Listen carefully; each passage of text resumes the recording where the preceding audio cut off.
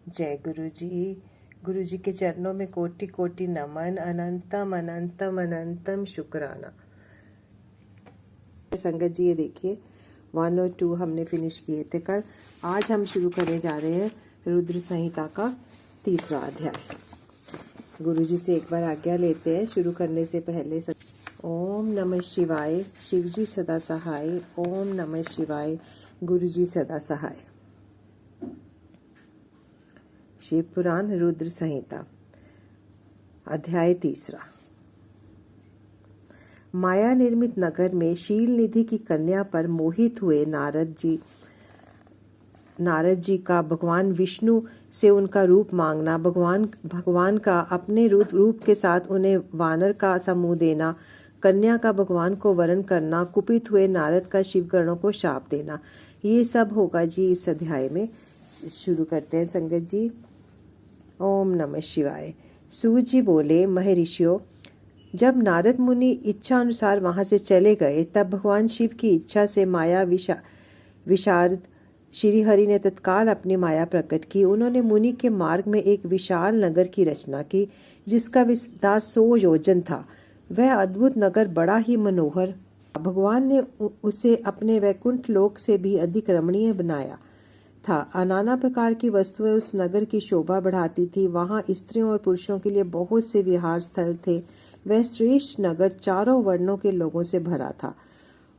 वहां शील निधि नामक ऐश्वर्यशाली राजा राज्य करते थे। वे अपनी पुत्री का स्वयंवर करने के लिए उद्यत थे, अतः उन्होंने महान उत्सव का आयोजन किया। उनकी कन्या का वरण करने के लिए उत्सव को चारों दिशाओं से बहुत से राजकुमार पधारे, जो नाना प्रकार की वेशभूषा तथा सुंदर शोभा से प्रकाशित हो रहे थे। उन राजकुमारों से वह नगर भरा पूरा दिखाई देता था। ऐसे सुंदर राजनगर को देख नारद जी मोहित हो गए। वे राजा शील निधि के द्वार पर गए। मुनि शिरोमणि नारद को आया देख महाराज शील निधि ने श्रेष्ठ रत्नमय सिंहासन पर बिठाकर उनका पूजन किया। तत्पश्चात अपनी सुंदरी कन्या को, जिसका नाम श्रीमती था, बुलवाया और उससे नारद जी के चरणों में प्रणाम करवाया। उस कन्या को देखकर नारद मुनि चकित हो गए और बोले, राजन, यह देव कन्या के समान सुंदरी महाभागा कन्या कौन है? उनकी यह बात सुनकर राजा ने हाथ जोड़कर कहा, मुने, यह मेरी पुत्री है। इसका नाम श्रीमती है। अब इसके विवाह का समय आ चुका है। यह अपने लिए सुंदर वर चुनने के लिए निमित्त स्वयंवर में जाने वाली है। इसमें सब प्रकार के शुभ लक्षण लक्षित होते हैं। महर्षि, आप इसका भाग्य बताइए। राजा के इस प्रकार पूछने पर काम से विहल हुए मुनि श्रेष्ठ नारद उस कन्या को प्राप्त करने की इच्छा मन में लिए राजा से संबोधित करके इस प्रकार बोले, आपकी यह पुत्री समस्त शुभ लक्षणों से संपन्न है, परम सौभाग्यवती है। अपने महान भाग्य के कारण यह धन्य है और साक्षात लक्ष्मी की भांति समस्त गुणों की आगार है। इसका भावी पति निश्चय ही भगवान शंकर के समान वैभवशाली, सर्वेश्वर, किसी से पराजित ना होने वाला, वीर, काम विजयी तथा संपूर्ण देवताओं में श्रेष्ठ होगा। ऐसा कहकर राजा से विदा लेके इच्छा अनुसार विचरने वाले नारद मुनि वहां से चल दिए। वे काम के वशीभूत हो गए थे। शिव की माया ने उन्हें विशेष मोह में डाल दिया था। वे मुनि मन सोचने लगे कि इस राजकुमारी को कैसे प्राप्त करूं। स्वयंवर में आए हुए नरेशों में से सबको छोड़कर वह एकमात्र मेरा ही वरण करे, ये कैसे संभव हो सकता है? समस्त नारियों को सौंदर्य सर्वथा प्रिय होता है। सौंदर्य को देखकर ही वह प्रसन्नता पूर्वक मेरे अधीन हो सकती है, इसमें संशय नहीं है। ऐसा विचार कर काम से विहल हुए मुनिवर नारद भगवान विष्णु का रूप ग्रहण करने के लिए तत्काल उनके लोक में जा पहुंचे। वहां भगवान विष्णु को प्रणाम करके वे इस प्रकार बोले, हे भगवान, मैं एकांत में आपसे अपना सारा वृत्तांत कहूंगा। तब बहुत अच्छा कहके लक्ष्मीपति श्री हरि नारद जी के साथ एकांत में जा बैठे और बोले, मुने, अब आप अपनी बात कहिए। नारद जी ने कहा, भगवान, आपके भक्त जो राजा शील निधि हैं, वे सदा धर्म पालन में तत्पर रहते हैं। उनकी एक विशाल लोचना कन्या है जो बहुत ही सुंदरी है। उसका नाम श्रीमती है। वह विश्व मोहिनी रूप में विख्यात है और तीनों लोकों में सबसे अधिक सुंदरी है। हे प्रभु, आज मैं शीघ्र ही उस कन्या से विवाह करना चाहता हूँ। राजा शीलनिधि ने अपनी पुत्री की इच्छा से स्वयंवर रचाया है, इसलिए चारों दिशाओं से वहाँ सहस्त्रों राजकुमार पधारे हैं। हे नाथ, आपका प्रिय सेवक हूँ, अतः आप मुझे अपना स्वरूप दे दीजिए, जिससे राजकुमारी श्रीमती निश्चय ही मुझे वर ले। सूत जी कहते हैं, महर्षियों, नारद मुनि की ऐसी बात सुनकर भगवान मधुसूदन हंस पड़े और भगवान शंकर के प्रभाव का अनुकूल करके उन दयालु प्रभु ने उन्हें इस तरह उत्तर दिया। भगवान विष्णु बोले, हे मुने, तुम अपने अभीष्ट स्थान को जाओ, मैं उसी तरह तुम्हारा हित साधन करूंगा जैसे श्रेष्ठ वैद्य अत्यंत पीड़ित रोगी का करता है, क्योंकि तुम मुझे विशेष प्रिय हो। ऐसा कहकर भगवान विष्णु ने नारद मुनि को मुख को वानर का दे दिया और शेष अंगों में अपने जैसा स्वरूप देखकर वे वहां से अंतर्ध्यान हो गए। भगवान की पूर्वोक्त बात सुनकर उनका मनोहर रूप प्राप्त हो गया। समझकर नारद मुनि को बड़ा हर्ष हुआ। वे अपने को कृत्य मानने लगे। भगवान ने क्या प्रयत्न किया है इसको वे समझ ना सके। तदंतर मुनि श्रेष्ठ नारद शीघ्र ही उस स्थान पर जा पहुंचे जहां राजा शीलनिधि ने राजकुमारों से भरी हुई स्वयंवर सभा का आयोजन किया था। विप्रो, राजपुत्रों से घिरी हुई वह दिव्य स्वयंवर सभा दूसरी इंद्र सभा के समान अत्यंत शोभा पा रही थी। नारद जी उस राजसभा में जाकर बैठे और वहां बैठकर प्रसन्न मन से बार बार यही सोचने लगे, मैं भगवान विष्णु के समान रूप धारण किए हुए हूँ, अतः यह राजकुमारी अवश्य ही मेरा वरण करेगी, दूसरे का नहीं। मुनि श्रेष्ठ नारद को ये ज्ञात नहीं था कि मेरा मुख कितना करूप है। उस सभा में बैठे हुए उन मनुष्यों ने मुनि को उनके पूर्व रूप में ही देखा। राजकुमार आदि कोई भी उनके रूप परिवर्तन के रहस्य को ना जान सके। वहां नारद जी की रक्षा के लिए भगवान रुद्र के 2 पार्षद आए थे, जो ब्राह्मण का रूप धारण करके गूढ़ भाव से वहां बैठे थे। वे ही नारद जी के रूप परिवर्तन के उत्तम भेद को जानते थे। मुनि को कामावेश से मूढ़ हुआ जान वे दोनों पार्षद उनके निकट गए और आपस में बातचीत करते हुए उनकी हंसी उड़ाने लगे, परंतु मुनि तो काम से विहल हो रहे थे, अतः उन्होंने उनकी यथार्थ बात भी अनसुनी कर दी। वे मोहित हो श्रीमती को प्राप्त करने की इच्छा से उसके आगमन की प्रतीक्षा करने लगे। इसी बीच वह सुंदरी राजकन्या स्त्रियों से घिरी हुई अंतःपुर से वहां आई। उसने अपने हाथ में सोने की सुंदर माला ले रखी थी। वह शुभ लक्षणा राजकुमारी स्वयंवर के मध्य भाग में लक्ष्मी के समान खड़ी हुई अपूर्व शोभा पा रही थी। उत्तम व्रत का पालन करने वाली वह भूप कन्या माला हाथ में लेकर अपने मन के अनुरूप वर का अन्वेषण करती हुई सारी सभा में भ्रमण करने लगी। नारद मुनि का भगवान विष्णु के समान शरीर और वानर जैसा मुंह देखकर वह कुपित हो गई और उनकी ओर से दृष्टि हर्षाकर प्रसन्न मन से दूसरी ओर चली गई। स्वयंवर सभा में अपने मनोवांछित वर को ना देखकर वह भयभीत हो गई। राजकुमारी उस सभा के भीतर चुपचाप खड़ी रह गई। उसने किसी के गले में जयमाला नहीं डाली। इतने में ही राजा के समान वेशभूषा धारण किए हुए भगवान विष्णु वहां आ पहुंचे। किन्हीं दूसरे लोगों ने उनको वहां नहीं देखा, केवल उस कन्या की ही दृष्टि उन पर पड़ी। भगवान को देखते ही उस परम सुंदरी राजकुमार का मुख प्रसन्नता से खिल उठा। उसने तत्काल ही उनके कंठ में वह माला पहना दी। राजा का रूप धारण करने वाले भगवान विष्णु उस राजकुमारी को साथ लेकर तुरंत अदृश्य हो गए और अपने धाम में जा पहुंचे। इधर सब राजकुमार श्रीमती की ओर से निराश हो गए। नारद मुनि को काम वेदना से आतुर हो उठे थे, इसलिए वे अत्यंत विहल हो उठे। तब वे दोनों विप्र रूपधारी ज्ञान विशारद रुद्रगण काम विहल नारद जी से उसी क्षण बोले।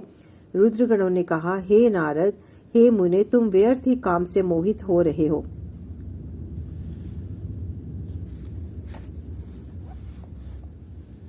सौंदर्य के बल से राजकुमारी को पाना चाहते हो, अपना वानर के समान घृणित मुंह तो देखो।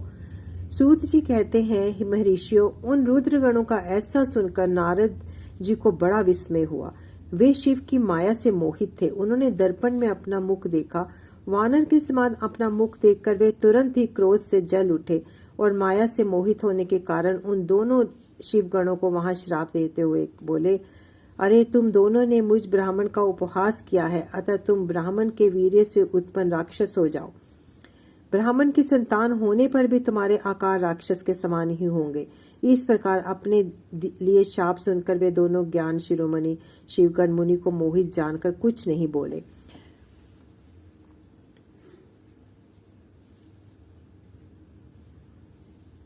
ब्राह्मणों, वे सदा सब घटनाओं में भगवान शिव की ही इच्छा मानते थे, अतः उदासीन भाव से अपने स्थान को चले गए और भगवान शिव की स्तुति करने लगे। अध्याय 3 समाप्त हो गया संगत जी। अब हम शुरू करते हैं अध्याय 4 अध्याय को शुरू करते हैं गुरु जी की आज्ञा लेके। नारद जी का भगवान विष्णु को क्रोध पूर्वक फटकारना और श्राप देना, फिर माया के दूर हो जाने पर पश्चाताप पूर्वक भगवान के चरणों में गिरना और शुद्धि का उपाय पूछना तथा भगवान विष्णु का उन्हें समझा बुझाकर शिव का महात्म्य में जानने के लिए ब्रह्मा जी के पास जाने का आदेश और शिव के भजन का उपदेश देना, ये सब हमें मिलेगा जी इसमें। तो आप ये अध्याय भी जरूर सुनिए संगत जी। सूत जी कहते हैं, महर्षियों, माया मोहित नारद मुनि उन दोनों शिवगणों को यथोचित श्राप देकर भी भगवान शिव के इच्छावश मोह निद्रा से जाग ना सके। भगवान विष्णु के किए हुए कपट को याद करके मन में ध्वस्त क्रोध लिए हुए विष्णु लोक चले गए और समिधा पाकर प्रज्वलित हुए अग्निदेव की भांति क्रोध से जलते हुए बोले। उनका ज्ञान नष्ट हो गया था, इसलिए वे दुर्वचन पूर्व व्यंग सुनाने लगे। नारद जी ने कहा, हरे तुम बड़े दुष्ट हो, कपटी हो, समस्त विश्व को मोह में डालकर रहते हो। दूसरों का उत्साह या उत्कर्ष तुमसे सहा नहीं जाता। तुम मायावी हो, तुम्हारा अंतःकरण मलिन है। पूर्व काल में तुम्ही ने मोहिनी रूप धारण करके कपट किया, असुरों को वारुणी मधुरा पिलाई, उन्हें अमृत नहीं पीने दिया। छल कपट में ही अनुराग रखने वाले, हरे यदि महेश्वर रुद्र आकर के विष ना पी लेते तो तुम्हारी सारी माया उसी दिन समाप्त हो जाती। विष्णुदेव कपट पूर्ण चाल तुम्हें अधिक प्रिय है। तुम्हारा स्वभाव अच्छा नहीं है तो भी भगवान शंकर ने तुम्हें स्वतंत्र बना दिया है। तुम्हारी इस चाल ढाल को समझकर अब वे भी पश्चाताप करते होंगे। अपनी वाणी रूपी वेद की प्रामाणिकता स्थापित करने वाले महादेव जी ने ब्राह्मण को सर्वोपरि बताया है। हरे, इस बात को जानकर आज मैं बलपूर्वक तुम्हें ऐसी सीख दूंगा जिससे तुम फिर कभी कहीं भी ऐसा कर्म नहीं कर सकोगे। अब तक तुम्हें किसी शक्तिशाली या तेजस्वी पुरुष से पाला नहीं पड़ा था, इसलिए आज तक तो तुम निडर बने हुए हो। परंतु विष्णु, आज तुम्हें अपनी करनी का पूरा पूरा फल मिलेगा। भगवान विष्णु से ऐसा कहकर माया मोहित नारद मुनि अपने ब्रह्म तेज का प्रदर्शन करते हुए क्रोध से खिन्न हो उठे और श्राप देते हुए बोले, हे विष्णु, तुमने स्त्री के लिए मुझे व्याकुल किया है। तुम इसी तरह सबको मोह में डालते रहते हो। यह कपटपूर्ण कार्य करते हुए तुमने जिस स्वरूप से मुझे संयुक्त किया था उसी स्वरूप से तुम मनुष्य हो जाओ और स्त्री के वियोग का दुख भोगो। तुमने जिन वानरों के समान मेरा मुंह बनाया था वे ही उस समय तुम्हारे सहायक हो। तुम दूसरों को स्त्री विरह का दुख देने वाले हो, अतः स्वयं भी तुम्हें स्त्री के वियोग का दुख प्राप्त हो। अज्ञान से मोहित मनुष्यों के तुम्हारी स्थिति हो। अज्ञान से मोहित हुए नारद जी ने मोहवश श्री हरि को जब इस तरह श्राप दिया तब उन्होंने शंभु की माया की प्रशंसा करते हुए उस श्राप को स्वीकार कर लिया। तदंतर महालीला करने वाले शंभु ने अपनी उस विश्व मोहिनी माया को, जिसके कारण ज्ञानी नारद मुनि भी मोहित हो गए थे, खींच लिया। उस माया के तिरोहित होते ही नारद जी पूर्ववत शुद्ध बुद्धि से युक्त हो गए। उन्हें पूर्ववत ज्ञान प्राप्त हो गया और उनकी सारी व्याकुलता जाती रही। इससे उनके मन में बड़ा विस्मय हुआ। वे अधिकाधिक पश्चाताप करते हुए बारंबार अपनी निंदा करने लगे। उस समय उन्होंने ज्ञानी को भी मोह में डालने वाली भगवान शंभु की माया की सराहना की।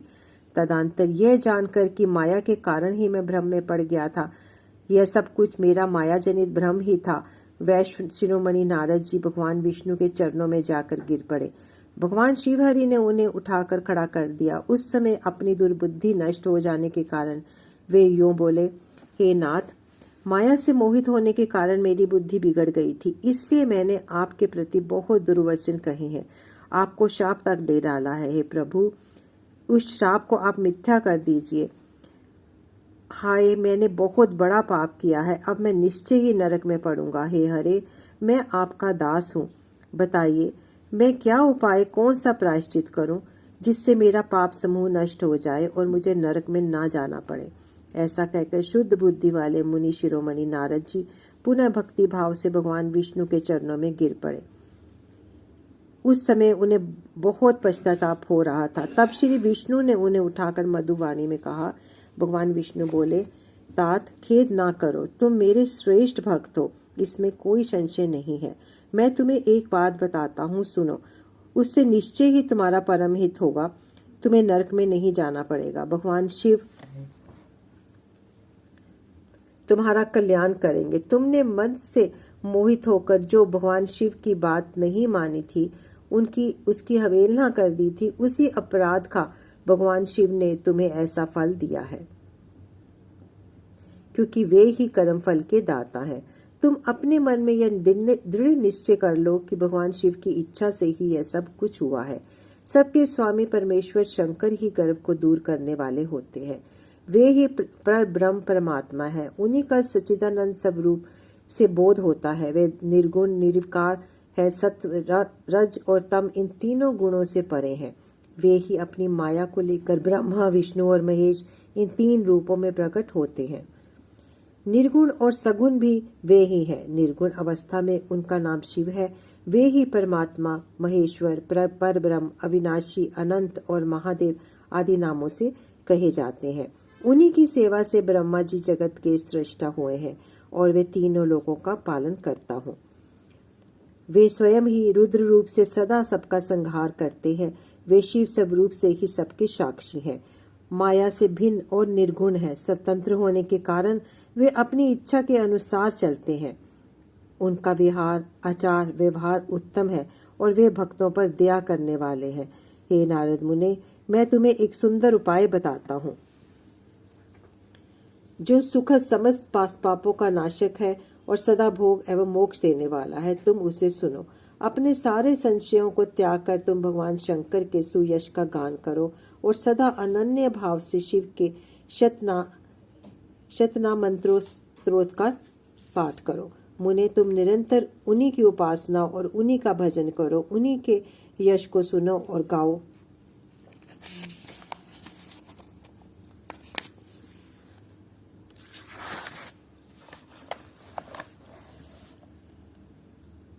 तथा प्रतिदिन उन्हीं की पूजा अर्चना करते रहो। नारद, जो शरीर, मन और वाणी द्वारा भगवान शंकर की उपासना करता है, उसे पंडित या ज्ञानी जानना चाहिए।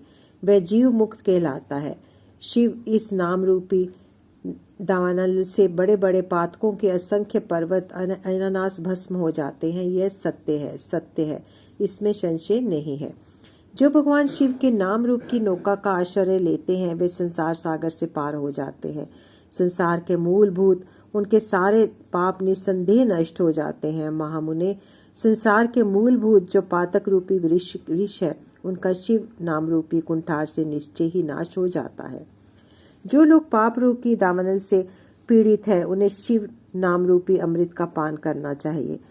पाप दावाग्नि से दग्ध होने पर प्राणियों को उस शिव नाम अमृत के बिना शांति नहीं मिल सकती। संपूर्ण वेदों का अवलोकन करके पूर्ववर्ती विद्वानों ने यही निश्चय किया है कि भगवान शिव की पूजा ही उत्कृष्ट साधन तथा जन्म मरण रूपी संसार बंधन के नाश का उपाय है। आज से यत्न पूर्वक सावधान रहकर विधि विधान के साथ भक्ति भाव से नित्य निरंतर जगदम्बा पार्वती सहित महेश्वर सदाशिव का भजन करो। नित्य शिव की ही कथा सुनो और कहो तथा अत्यंत यत्न करके बारंबार शिव भक्तों का पूजन किया करो। हे मुनि श्रेष्ठ, अपने हृदय में भगवान शिव के उज्जवल चरणा बिंदु की स्थापना करके पहले शिव के तीर्थों में विचरो। हे मुने, इस प्रकार परमात्मा शंकर के अनुपम महात्म्य का दर्शन करते हुए अंत में आनंदवन काशी को जाओ। वह स्थान भगवान शिव को बहुत ही प्रिय है। वहां भक्ति पूर्वक विश्वनाथ जी का दर्शन पूजन करो। विशेषता उनकी स्तुति वंदना करके तुम निर्विकल्प संशय रहित हो जाओगे। नारद जी, इसके बाद तुम्हें मेरी आज्ञा से भक्ति पूर्वक अपने मनोरथ की सिद्धि के लिए निश्चय ही ब्रह्मलोक में जाना चाहिए। वहां अपने पिता ब्रह्मा जी की विशेष रूप से स्तुति वंदना करके तुम्हें प्रसन्नता पूर्वक हृदय से बारंबार शिव महिमा के विषय में प्रश्न करना चाहिए। ब्रह्मा जी शिव भक्तों में श्रेष्ठ हैं। वे तुम्हें बड़ी प्रसन्नता के साथ भगवान शंकर का महात्म्य और शतनाम स्रोत सुनाएंगे। मुने, आज से तुम शिव आराधना में तत्पर रहने वाले शिव भक्त हो जाओ। विशेष रूप से मोक्ष के भागी बनो। भगवान शिव तुम्हारा कल्याण करेंगे। इस प्रकार प्रसन्न चित्त हुए भगवान विष्णु नारद मुनि को प्रेम पूर्वक उपदेश देकर श्री शिव का स्मरण वंदन और सत्वन करके वहां से अंतर्ध्यान हो गए। अध्याय 4 की समाप्ति। संगत जी, हमने अध्याय 4 को फिनिश कर लिया है। यहीं पर हम अपने शिव पुराण के पाठ को विराम देते हैं और हम कल अध्याय 5वां शुरू करेंगे, रुद्र संहिता अध्याय 5। तो यहीं से गुरुजी से आज्ञा ले लेते हैं। एक बार मंत्र जाप बोलकर ओम नमः शिवाय, शिवजी सदा सहाय। ओम नमः शिवाय, गुरुजी सदा सहाय। जय गुरुजी, शुक्राना गुरुजी। जय गुरुजी, जय गुरुजी, शुक्राना गुरुजी। जय जय गुरुजी।